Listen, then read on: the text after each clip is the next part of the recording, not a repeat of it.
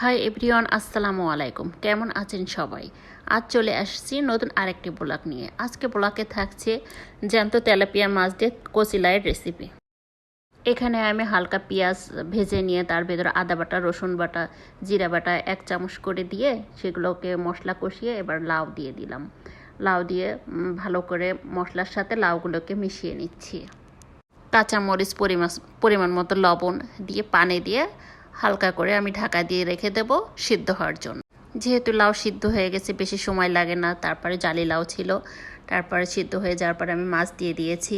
মাছ দেওয়ার পরে যে আমার রান্না কমপ্লিট। তো কেমন লাগছে অবশ্যই কমেন্ট জানাবেন। রান্নাটা অনেক সুন্দর, মজার হয়েছিল।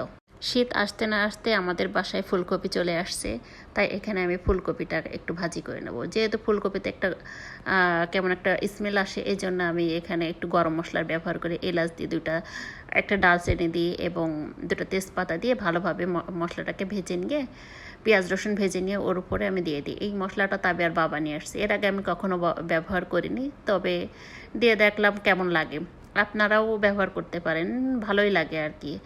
এই যে বিভিন্ন ধরনের মশলা একসাথে প্যাক করা থাকে, পাঁচমিশালি আর কিছু সবজির মশলা। আমার কাছে মশলাটার সেন্টটা সিঙ্গাড়ার সেন্টের মতো লাগছে, তো আপনারা ব্যবহার করে দেখতে পারেন। এদিকে তাবিয়ার বাবা অনেক বাজার করে নিয়ে আসছে, আমি সেই বাজারগুলো গোছাচ্ছিলাম। তাবিয়া আবার আসলো আমার কাছে, আমি আবার ওর সাথে দুষ্টামি করতেছিলাম। একটা করলা পাকা ছিলাম, বলছে নাও এটা তুমি খাও। সে বলল যে আমি আমড়া খাবো, সে কাঁচা আমড়া খাইতে খুব পছন্দ করে। আমাদের বাসার সবাই কাঁচা আমড়াগুলো মানে কেটে খেতে খুব পছন্দ করে। সে ওখান থেকে কয়েকটা নিয়ে যাচ্ছিল তার নানুর কাছে। তার নানু ওগুলো কেটে ছোটো ছোটো করে লবণ মাখিয়ে দেবে, সে বসে বসে সেটা খাবে। আমিও সবজিগুলোকে গুছাচ্ছিলাম, দেখি তার বাবা কিনে আসছে। এদিকে ঝিঙ্গা কিনে নিয়ে আসছে 1 কেজি, তারপর করলা কারকল নিয়ে আসছে। তারপর কারকল আমি বেশিরভাগ সময় ভাজি করি। আর এই যে ফুলকপি, যেটা আমি ভাজি করলাম। আসলে পুরোপুরি শীত না আসলে শীতের সবজি অতটা ভালো লাগে না। পেঁপে নিয়ে আসছে, এখন সবজির দামটা অনেকটা কমে আসছে আর কি। এই যে এদিকে আবার কিছু মরিচ নিয়ে আসছে। আমি আবার তাবিয়ার সাথে দুষ্টামি করতেছি, নাও তুমি একটা খেয়ে দেখো, মরিচ খেতে খুব টেস্টি লাগে। সে আবার দৌড় দিচ্ছে।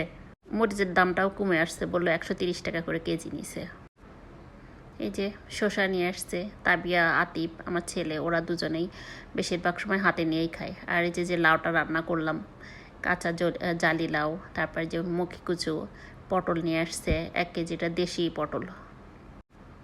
আর এই যে তাবিয়ার পছন্দের আমরা সব আমি এখন গুছায় ফ্রিজে ঢোকাবো। আর অনেকগুলো আলু একবারে 1 পাল্লা, মানে 5 কেজি আলু একবারে কিনে। তো এই তো আজকের বাজার। তো সবাই ভালো থাকবেন, আল্লাহ হাফিজ।